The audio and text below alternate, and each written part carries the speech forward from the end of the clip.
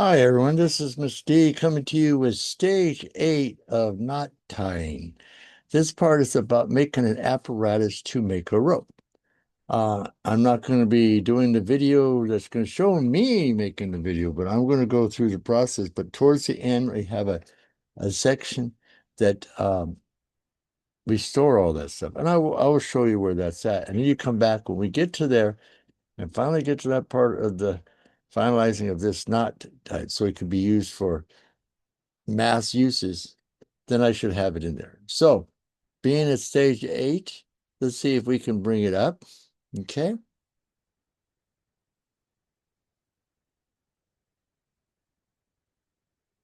And it says you should make something like a 6-foot, well, 3-foot, something like that rope by doing the process of what this thing. You see how this hook is here, how it shows a little makeshift and how it twists.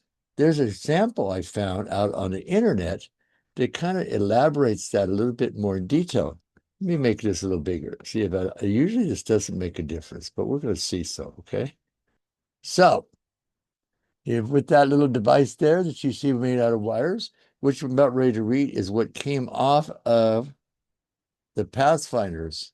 I think section 7, I call it section 8 because my section 1 is the introductory to the Pathfinder's description of this honor. And then I start up with my comments in stage 2.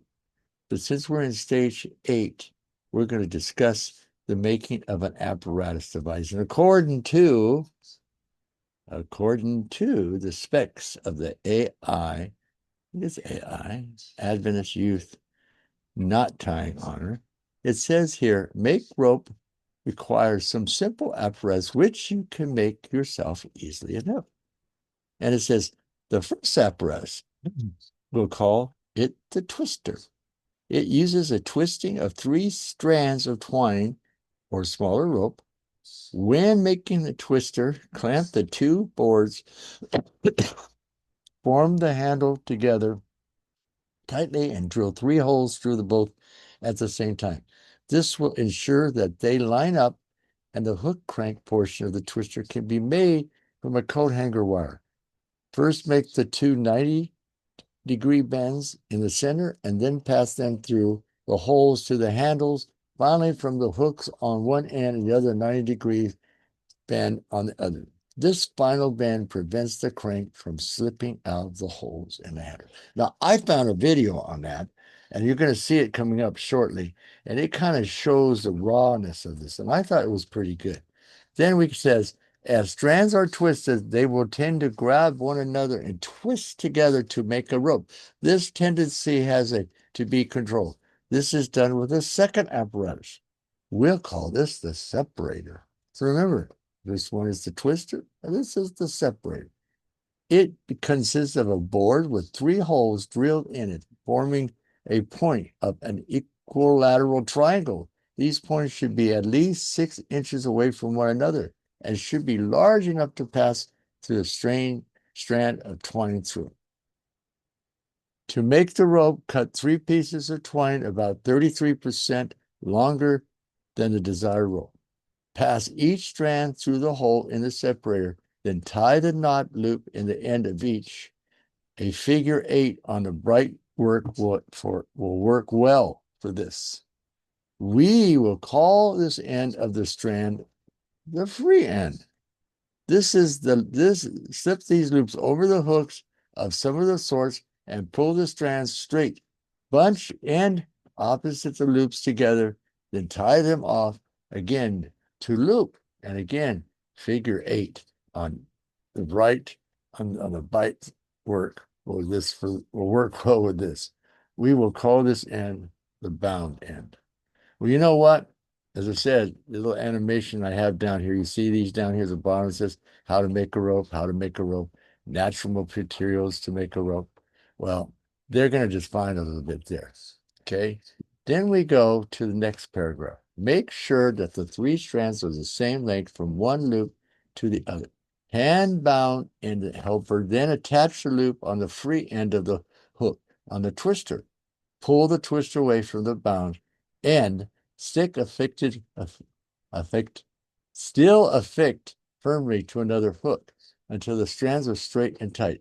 Then slide the separator towards the common end. Start cranking the twisters so the hooks rotate as you crank. Your helper will allow the three strands on the side of the separator to twist together. As they do this, the helper will slide the separator towards you, going only as fast as the strand bind to one another. Be careful to keep the strands tight as you do this. As you do this, so that they do not bind to one another on your end of the separator. Continue twisting until the separator reaches the twister. Then tie the knot on the free end of the rope. Unhook from the twister the side to separate of the tie, and tie a stopper knot, or bind the end with tape. Then cut off a few inches, untwist the strands that remain, or make a back splice. Finish the opposite end of the same manner. Voila. And you're done. Well, that seems very simple, I thought. But when I watched the video, it was a little bit more easier to follow. So let's see what the first video shows us, okay? And there's lots of them out there, by the way, I'd have to say. Now you see how this guy has a rope. Is kept by a dangling weight. I'm using the head of a jack stand here.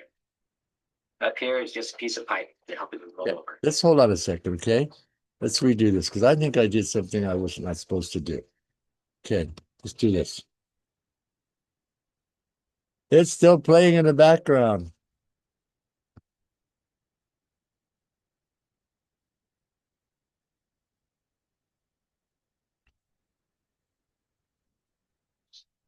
Yeah, see, it's still playing. So let's see what we do here. I wanted to show you this right here. I don't know if it's giving sound until I'm done. See how it twists here? And if you're not hearing this, the next one you will hear. Okay? So let's see where we're at. As this finishes up, and it's getting off all the little hairs. That's pretty cool. Yeah, that was pretty good. I have to say, that was pretty good. So now, what was the next one we had? Let's go back and share on that. This time, we're going to make sure that we have marked share the sound. Tonight I want to make sure the sound's on here, okay? I watched a video a couple days ago where they used basically a spinning stick to turn some twine into rope, and I thought, well, that works out pretty good while you're in the bush, but when you're still at home and you want to make some rope, why not try it with a drill? So I've got some bank line set up here, and we're gonna see if we can make some rope. Hey there, YouTube. While I was recording this, I realized that I didn't go over what I put in my drill to go about making this rope. It's really simple. All I did was cut the hook off of a wire hanger. So any crook of metal will do. If you got yourself like an eye bolt and bent out the eye, or I'm not sure what they're called, but you can get a bolt to a hook on the end of it. I was also going to use a tent stake that I had, but this actually worked out pretty good. Another idea I had is if you didn't have something like this, you just had to check a wire that was a little too flimsy, is you could bend this in half right about here, and then put your rope in here, and then put both ends of the loop in your drill, and that would probably give it a little more rigidity and keep it from coming apart. Although that'd be a little more difficult because when you come to do the bend, you would have to take it out of your drill, which isn't a super big deal, but it is a thing. I don't know how well you can see this, but I've got my bank line tied off to my garage door there. I have two strands, one black, one high visibility yellow. And right now I'm just got this one's going to continue with all the way drill, to here, hanging off my dumpster. Next one, just so you know, this process, rope's going to... Okay. And the third one, this is making it with a natural. I think this actually may have been part of the Pathfinder's original document. Let's see what it says here. Make a rope out of dead plants. Oh, this is the one where it shows you all the dead plants, See, it goes through all the dead plants, making a rope out of it. Well, this is good information, but I don't think this is what I wanted to start you with. So let's step back a little bit as we go through this, showing you how I would do this if I was going to put it together. Okay. Come on. Let's step back. Start going back. There we go. Let's go to the first one. Okay. Simple machine. See how this has a simple machine here? And it goes through. I thought this was actually the best.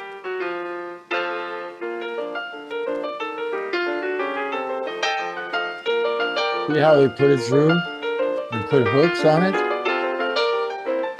I'm going to We have try to three do hooks this here. one. Each one has 2 lines of twine. As we rotate And them, as you rotate, see how they'll it does twist, that? and they're attached to a single point back here with a fishing swivel, and the tension is kept by a dangling weight. I'm using the head of a jack stand here. This is the Up one I here is really just a like. piece of pipe to So help if it I've roll already over. showed it to you, you might want to go back and look at this one. But there's tons of these in the book. So we'll play with making one of these and see what we can do with it. But you always go out there and find more things. Let's see if we can get this thing turned off, okay? Make a little bit of sound here, okay? There we go. Shut it off. Let me go back. So I want to say that this was stage 8, and I hope that you try to do an apparatus. But while you're in the club, we are going to do a video at the end. And I remember, yes, I remember that there was a spot on the thing. Let me see what my shares show. See if I can take you there. Okay. Share. No, not there. Not a simple rope. So we do not have the share option to the main screen. So I can show you that. But remember, on your main page of the knot time, there's a section there that has the original document from the Pathfinders. You're more welcome to look in there and see if that gives you anything. But I think the best we do is go out there and find ones. But we'll cover it and go from there. See, stage 9. Got a little tongue tie, I think. God bless you.